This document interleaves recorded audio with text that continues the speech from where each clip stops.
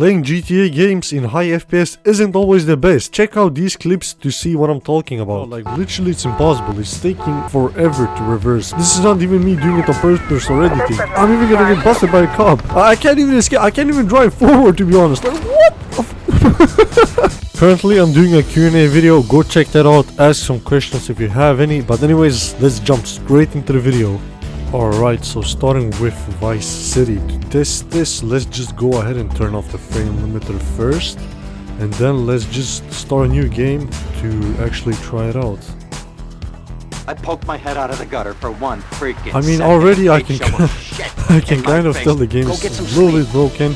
We're What do getting you a stable 600 by your office FPS, tomorrow so when you let's start sorting just this see mess if out. it's even broken at all. Alright, it kind of feels weird. Let's get a car and actually try out driving, because that's one of the main bugs with playing with high FPS in Vice City.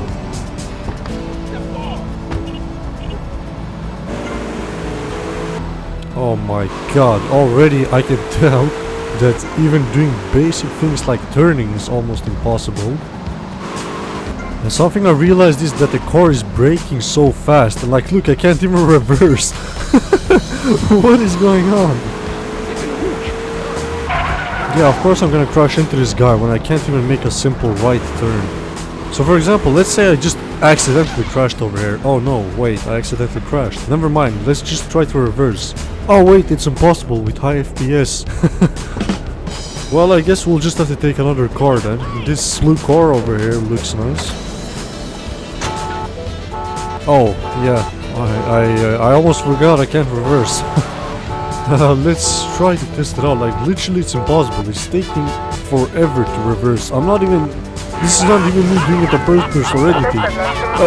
I'm even gonna get busted by a cop. I can't even escape. I can't even drive forward, to be honest. Like what? Of course I just got busted. What is this, man? Oh my god, this is why the modding community is always saving GTA games. So this one is probably a classic. So if you go over here where you play basketball at Sweet's house and then try to jump up here to get the weapon, you will actually die. CJ will get squeezed or some I don't know, I'm unsure. All I do know is that CJ does die, as you can see right here. This is easily fixed by just lowering your FPS. However, this is not the only issue San Andreas has with high FPS. It is similar to Vice City, where the driving skills are kind of somewhat affected. It's not as much as in Vice City, but you know, it's still affected. This could also be due to me testing. I was playing San Andreas with like 120 plus FPS, but in Vice City I was playing with 600 FPS. However, if we go to the exact same location but playing San Andreas with 60 FPS, you'll see that I don't die at all. I can even do this a second time just to prove that I won't die. There is still a small slim chance that you will die with 60 FPS. The best and recommended FPS amount to play San Andreas with would be 30. The games are optimized for 30 FPS, is what Rockstar made the engine for the GTA Trilogy to be played with. 30 FPS, not more. However, I myself don't even like to play at 30 FPS. I usually play San Andreas at 60 FPS because it's really nice, it's smooth, the game doesn't break by the bugs. And 60 FPS is just that really nice sweet spot, you know what I'm saying? If you wanna go above, but just note you will have some bugs. And don't go below 60 FPS because then the game will just be laggy. And please note, I do use Frame Vigilante. That mod makes your game cap the FPS at 60, but also it fixes bugs and other stuff. However, if you don't want to mess with mods for some reason, then that's fine. You can simply cap your FPS by turning the in-game frame limiter on.